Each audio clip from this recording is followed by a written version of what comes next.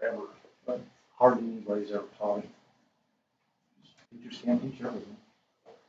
I mean, I'm not going to teach statistics. I'm not going to have time to do it. ISO is going to teach statistics. Oh, don't forget, when's Khan Academy and IXL due? 420. 420. Now, if your end of course test is the 23rd, it's due 423. You understand that? Wait, the IXL is due 420? Yes. If your end of course test is like the 18th for some odd reason, it's still going to be due 420. If you didn't list what you get to, like The video, some of those videos have in parentheses a 90. Yeah. That would be your goal. Okay, so if it doesn't say anything at all, 80, okay. Anyways, on the notes. You see the all or nothing. Yeah, it's all or nothing. I think so. All or nothing. You do all of them, you don't have to do anything the last 6 weeks. You can only do a couple of them. Sorry. All or nothing. Anyways, 8.1, modeling inverse and joint variation. Direct variation is when two things, we'll say y and x in that order.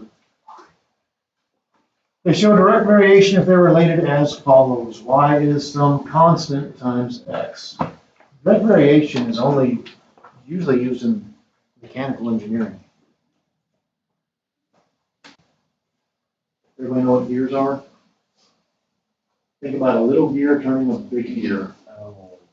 Does the big gear turn slower? Now reverse it. Big gear turning little gear. Which one turns faster? Little gear. Okay. If you change the gear ratios, you have a different multiplier going by as far as rotational speed. K, I don't know why they chose the letter K, but it's the constant of variation. I don't know if you remember these equations or not. That's direct variation. Direct variation, by the way, implies multiplication.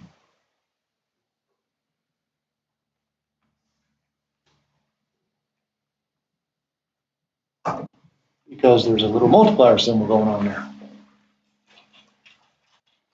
Next up in your notes should be inverse variation. They're really the same thing, but inverse implies division.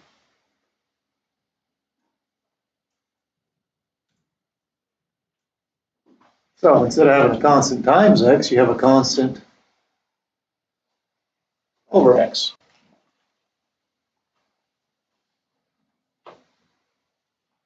And that is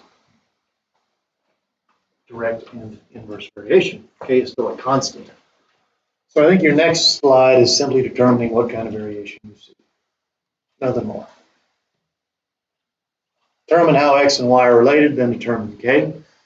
In that little box there of text, it probably says something along the lines of solve for y and then see what it looks like. Your two forms are y equals a constant times x and y equals a constant over x. So solve for y. Take it one of the two.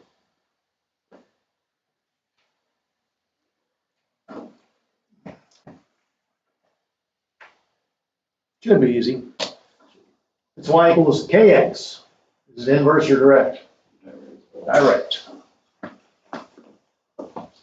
It's k over x, it's inverse.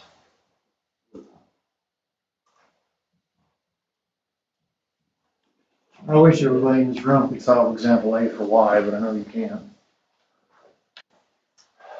How do you solve example A for y? Divide by x.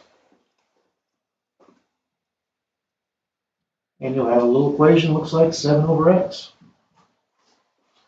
Inverse or direct? That's inverse. Division is inverse. What else are you supposed to do? Figure out k? What's that constant? Yeah, all day long. Example B is already solved for y. What is it?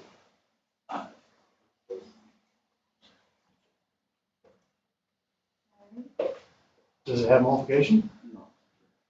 Not direct. Neither.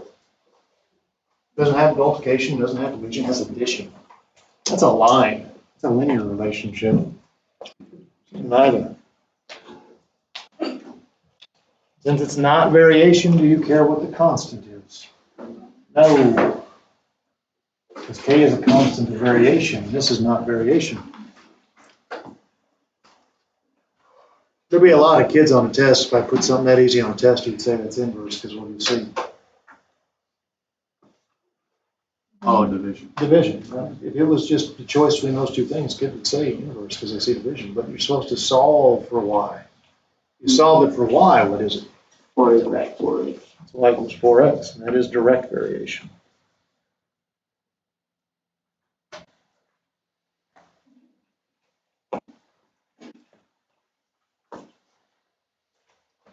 All right. Last one, you'll be reviewed through Algebra 1. Write an inverse variation equation. Variables x and y vary inversely. Now this had x first.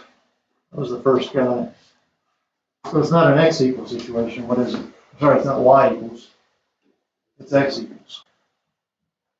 I saw inversely. What's inversely mean to me? Division. So x varies inversely with y. Don't forget about the letter k. What happens when kids write these equations is they forget about this letter k. That's what you're plugging into. Now that you have that written, go ahead and plug some stuff in. Everywhere you see a y, you're a 7. Everywhere you see an x, what are you? You're 4.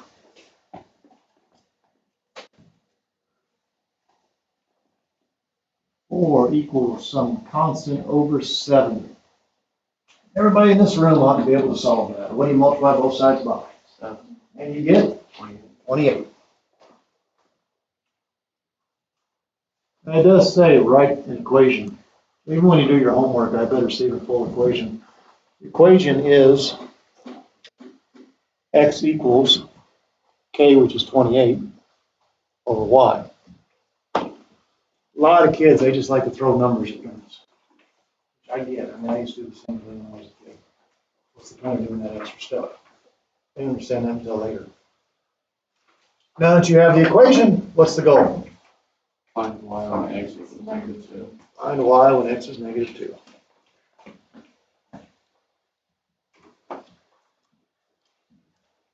Second, fourth, and about half a fifth period really struggle with what to do with that one. How do you solve for y? Multiply by y. It's not like you had never been shown that. The problem is a lot of times you don't do things.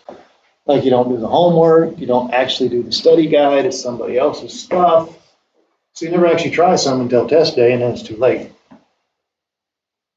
-2y is 28. What's the y value? -14. And you're done with that problem. And that'll get you through Algebra 1 content, which means the next slide must be Algebra 2 content.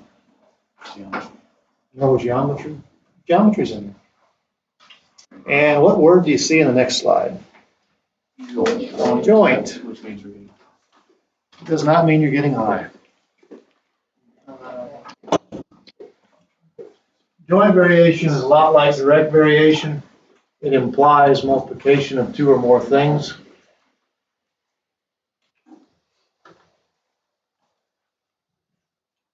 That's a big thing. It implies multiplication. If you scan through the note, it mentions occurs when the quantity varies directly with the product of two or more things. That's the only difference between joint and direct. There's more stuff. It's joint. You're joining more than one thing.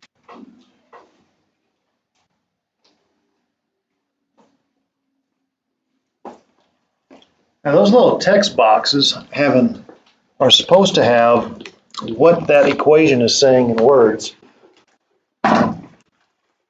The hard part for most kids is not doing the math when you have an equation. The hard part is writing the equation.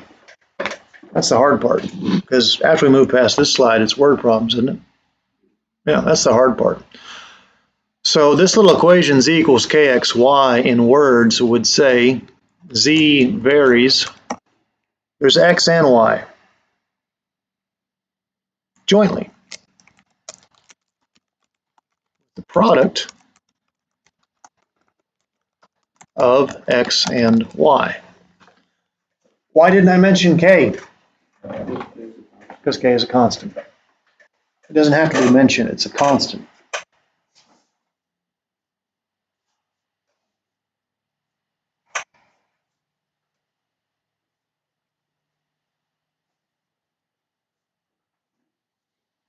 What would the next one read? P varies with product or QRS. There you go, Chris, that's right.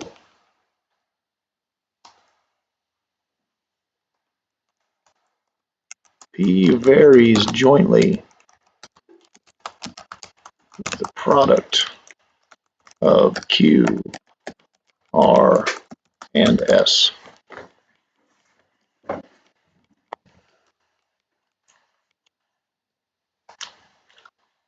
Now, after you finished writing that down, I want you to take a minute or two of your life, quietly, try and write that bold one in words. Quietly. We'll see what some of y'all come up with.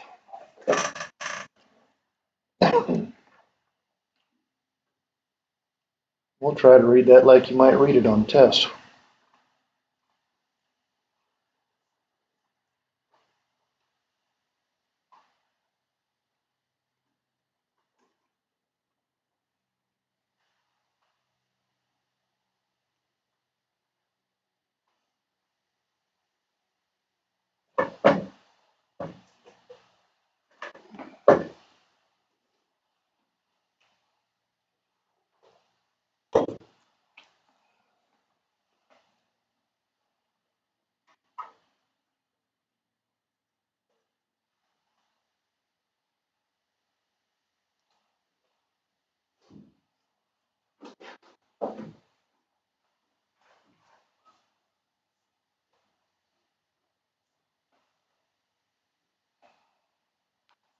Try and be precise too.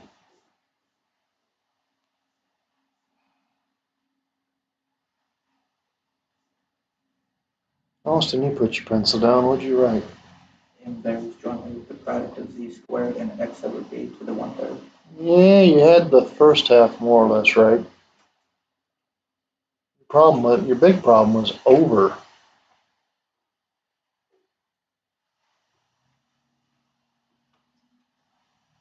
Now, I ain't gonna say divided by.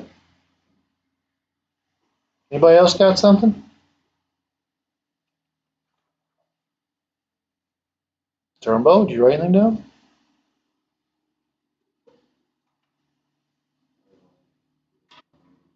Not really. Katie, did you write anything down? Problem is your big issue is you wrote divided by. Eva, did you write anything? Over? Jillian? Oh, Ashley?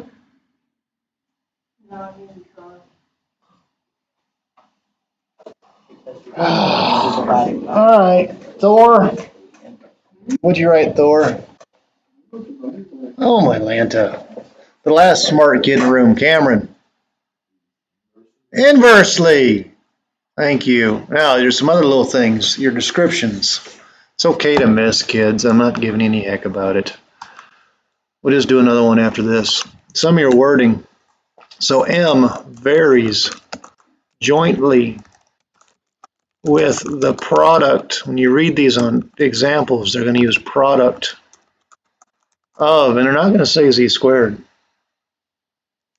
Well, only like I've seen a couple hundred standardized tests in my life. The square of Z and X. And then the big word that we were missing, which is the big word. And inversely with, because inverse means divide, doesn't it? They're not going to say b to the 1/3 power. What are they going to say? No. Cubic root. With a cubic or cube root, however you want to say it. Cubic root of b. That's not a special equation, by the way. Some of the stuff in your notes is actual legit equations. But that's not one of them. That's just some made up stuff. Nothing special about that thing.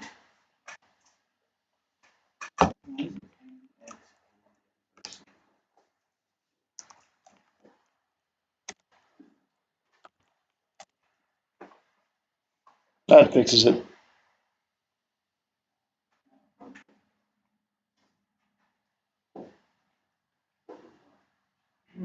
Just got to put that comma in there. Fixed.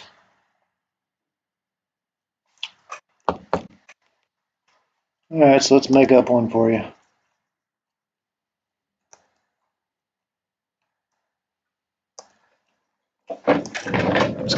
W equals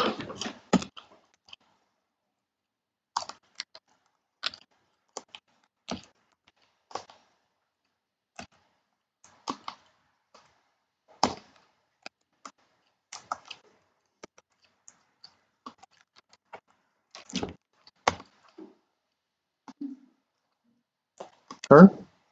Oh my God, he put two fractions in this one. OMG. Once you figured out what 1/3 meant, you shouldn't have any problem with the other ones.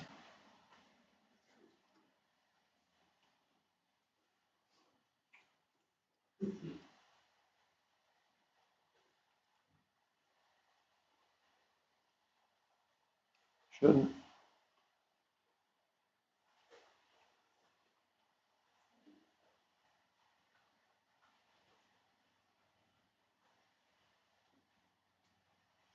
I think that's still recording.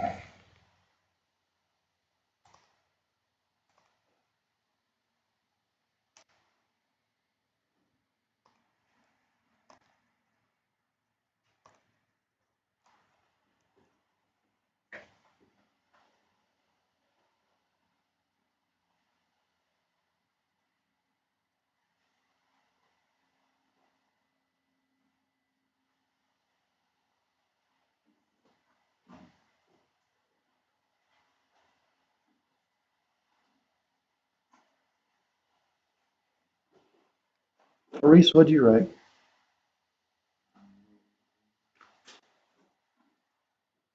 Katie, what'd you write this time? Nothing? Tanner, you're always quiet. What'd you write? Seems to be the goal here today. Micah, what'd you write? Don't say nothing or I'm gonna throw stuff. I have something. Thank you. Write down. Tell me what you wrote. Like, horsepower, is there a word for that? Fourth power of W.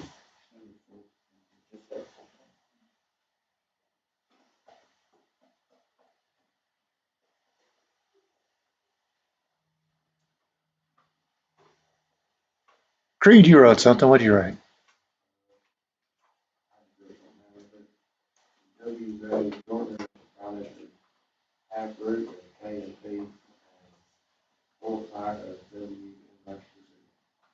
There's some good stuff in there. There's some in there. I'm not gonna deny that. Turnbow, you write anything this time? No? Olivia, did you write anything? Matthew, did you write anything? What'd you write? W varies jointly with the product of square root of P and 1/4 root of W and inversely the sixth root of C. The only thing I disagree with you is where you said W the fourth. You said the fourth root of W. It's the only thing I disagree with. Most of the rest of that was right. It's not the fourth root, it's the fourth power. So W varies jointly with the product of the square root of P, because P to the 1/2, and the fourth power of W, or W to the fourth, however you want to say it. And inversely with what root of Z? With the sixth root of Z. So the reason we did that was to hopefully help you on word problems, which won't be as bad. Shouldn't be as bad. Hopefully you can look at a word problem and write an equation. That's why we went through that little exercise there. A lot of y'all sadly did nothing.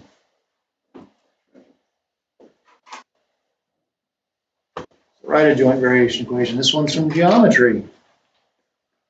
Most kids say, I was good at geometry because you had a good grade.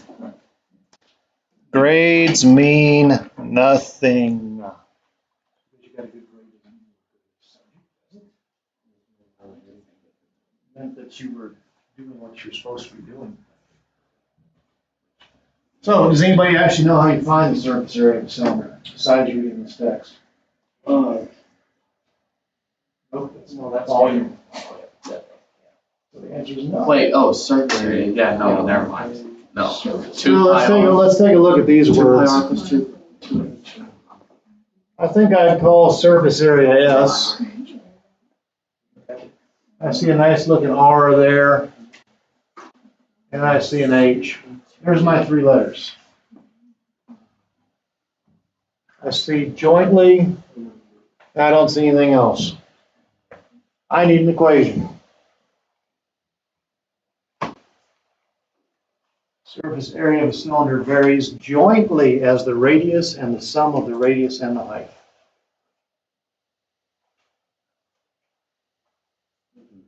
I need an equation. S equals what? Jordan, what you got? I was writing the formula to get the surface area. Did you write the formula on your geometry, or are you writing this one? Tell me what you wrote. I didn't write What are you guys gonna come up with? that. Is it just R plus RH? You're missing a letter. KR. K R. KR plus RH? Right, Maggie. Always K. K R, R plus H. Shut up. I didn't hear you say anything. What do you guys think K is gonna be? K is going to be. What do you think it's gonna be? It's about something round. Pi. It's gonna be something involving pi, because every formula that involves a circular or something circular has what in it? Pi. It's gonna be some multiple of pi, probably. Now you can plug some crap in. What do we got here? We got height of 4, radius of 4, known volume. Sorry, known surface area. Where I see S, what do I get to be? 96 pi. 6 pi. Don't know what K is. An R was encountered. What's it get to be? 4. Another R was encountered also. 4. An H was encountered. What's it get to be? 8. And all you gotta do is figure out what 4 times 4 plus 8 is. 48. All day long. 96 pi is 48 Ks. What's that make a K value? 2 pi. Told you it'd be a multiple, huh? So here's your full formula. It's not the one you actually learned in geometry. It's close though. There's how you find the surface area of a cylinder. Now what's our goal? Find the surface area of a cylinder with different dimensions. Her radius is 3 and her height is 10.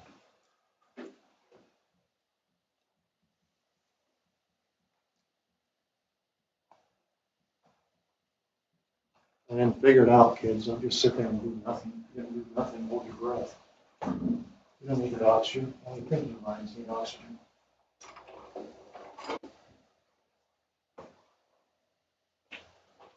Your brain consumes 1/2 of your oxygen levels in your bloodstream. It's one of the reasons why jocks get the stereotype for being dumb. There's just not enough oxygen level in the brain.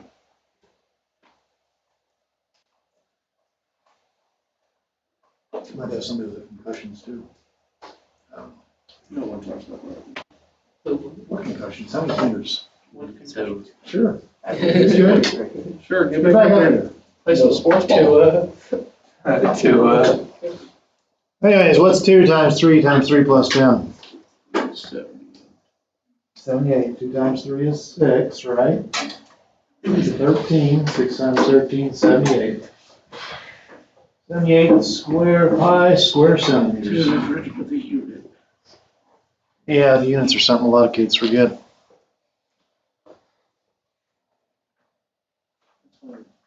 I'm actually not done with this problem. You guys got, when you went to your ACT boot camp, you got a little book. I don't know if you looked at it, but there was a whole bunch of math stuff it suggested you memorize. Well, enjoy your crappy 26, Chris. That's all I can tell you. 26 ain't crappy. I'm just giving a benchmark on it. I'm not impressed. How do you find the surface area of the cylinder? You guys don't know it, do you? You look at any standardized test prep, this is how you find the surface area of the cylinder. It's going to be 2 pi r squared plus 2 pi RH. Oh, so it's just distributed. Okay, you're smart enough to realize that. That's like. Is that what you wrote? That's good, you remembered it. Yeah, you're incredibly smart, you're just lazy. Is it you? Yeah. This is what we wrote. Michael, what did you say? So it's just distributed. It's factored. Because what can you pull from both 2 pi r squared and 2 pi r h? 2 pi r. Pull a 2 pi r from 2 pi r squared, there's an r left. If you pull it from 2 pi r h, what's left? H. That's the factored form. Oh, it is. Factored form of that one. You're supposed to know that, by the way.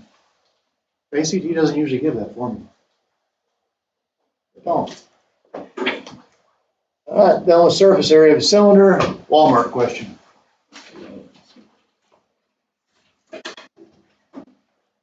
Time required to process a shipment of goods at Walmart varies directly with the number of goods and inversely with the number of workers assigned. So obviously we have a T for time, that's what I'd use. I'm going to use G for quantity of goods.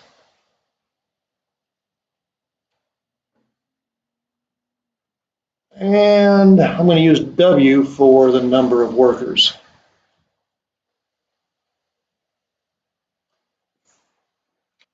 So take that first sentence and figure out the correct equation.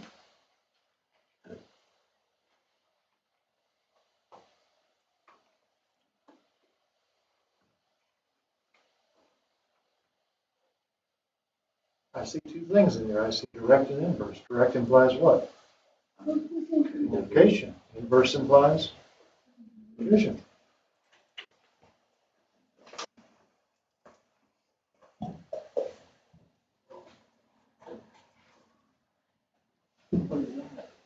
We use my highlighter.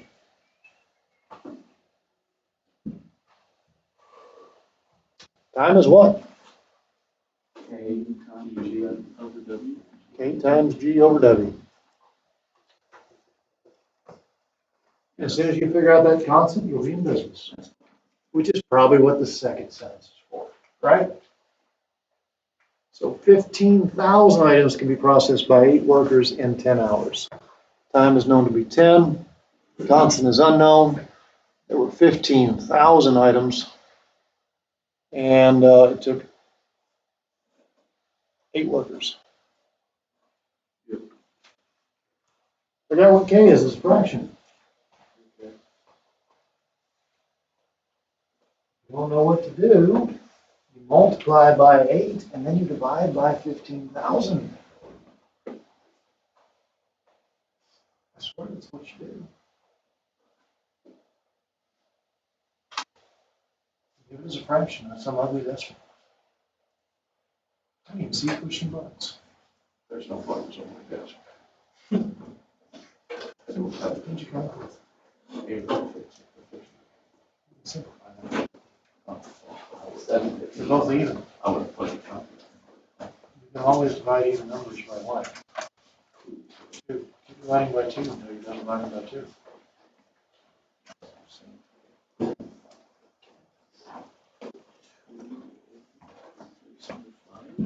By 8 both sides, I get 80. If I divide by 15,000, I'd have 80 over 15,000. Once upon a time, they taught me to cross out zeros. I'm sure you were taught that same lesson. They also taught me that if numbers were even, what are they divisible by? 2. So 8's even. Divided by 2, you're 4. 1,500's even. 750. Those are both still even, aren't they? Yeah. Over 375. Here's K value. If the state asked you anything dealing with like this, it would legit be multiple choice and say which one of these might be an equation. That's what it would be. Which one of these might be an equation? And let's say you do all your work by hand and you write down T equals 2 over 375 GW. That will not be an answer choice. Should be. Not wrong. Why would it be an answer choice? It's not nice. It's fugly. It's a fraction within a fraction. You know what it is? It's ugly, kids. Where's division happen? In the denominator. 375 doesn't need to be there. Just move it down here. It makes it slightly more visually appealing. Division happens in the denominator. You already have a denominator, there's no need to introduce a second one.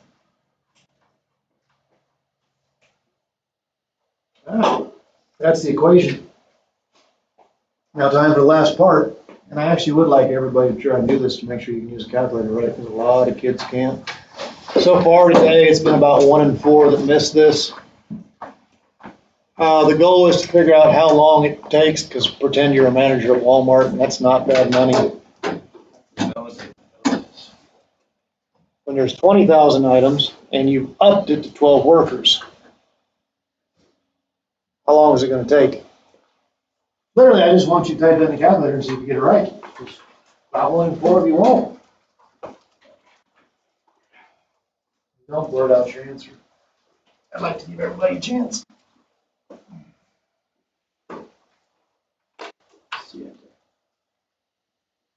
Now convert it into minutes, seconds. You're a Walmart manager, you're going to say 7.3 hours? No.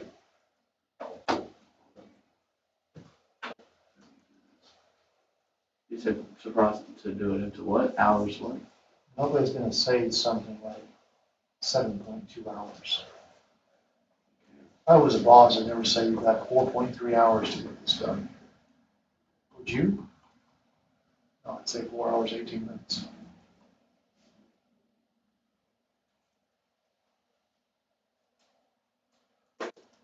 Ignoring the fact that you should probably convert that into hours and minutes and seconds maybe because it's real world. What'd you guys get as a decimal?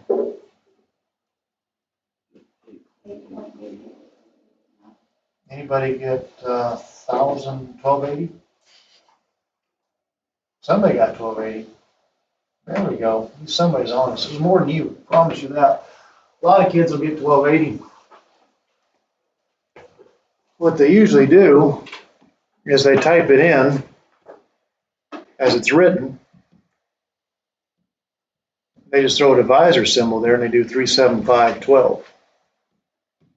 That's 1280. Why is that wrong?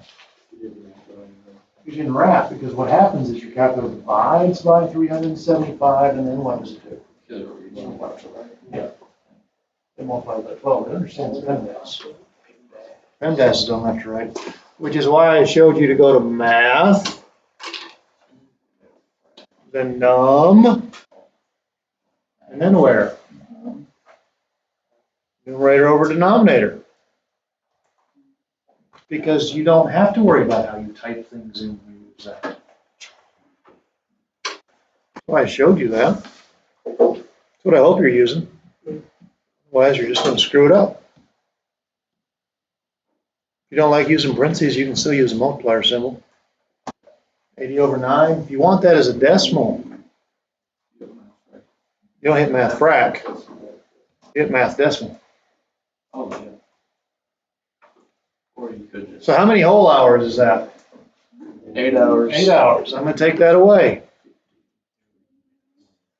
How do I convert that into minutes? Times 60. Times by 60. So 8 hours, 53 minutes. Take that away. How do I convert that into seconds? Yeah, times 60. Times 60. 20. 8 hour, 53 minute, 20 seconds. A lot of kids told me they'd never been taught unit conversion on time until your junior year. Yeah, I have. What? That's like a core of middle school. It's supposed to be. It used to be. I guess now they assume you know how to do that.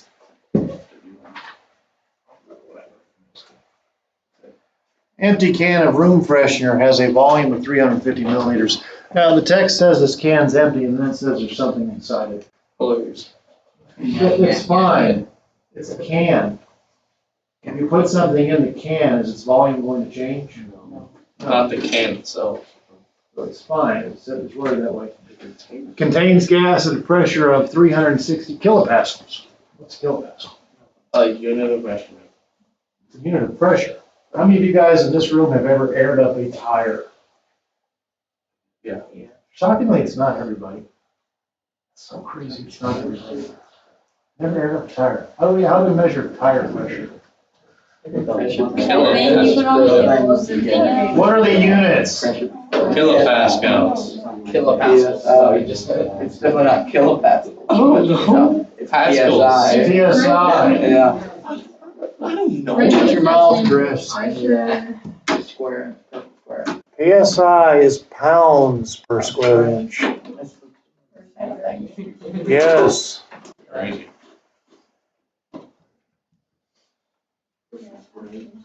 Good God, I thought this was Magaland. You didn't even understand PSI? I thought this was what? Magaland. What is Magaland? Make America great again, bro. Make America great again. Magna? There's a, okay, we use acronyms for that. Kids, besides the fact you don't know what PSI is, 1 kilopascal is about 0.145 PSI.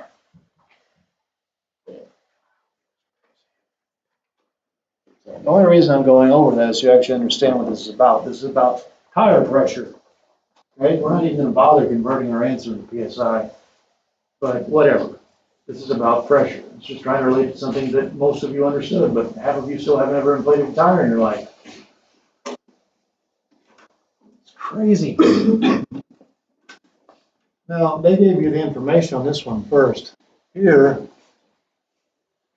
is the information to write an equation. About pressure. Pressure equals something. What does pressure equal? Need an equation.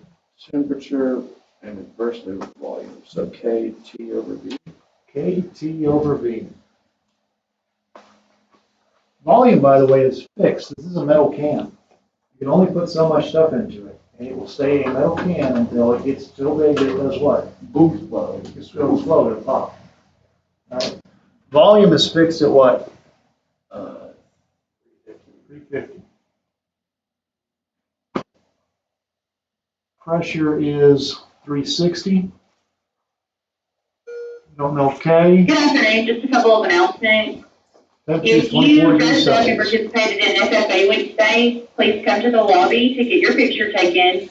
Upper and lower skills will meet in the ag shop during directed studies. There will be a youth coalition meeting in the library during directed studies. All cheerleaders need to go see Ms. Garner at this time. And then any student needing a school badge, please let me or Ms. Keisha know so that we can get you one made. Have a good afternoon. Where's that K value?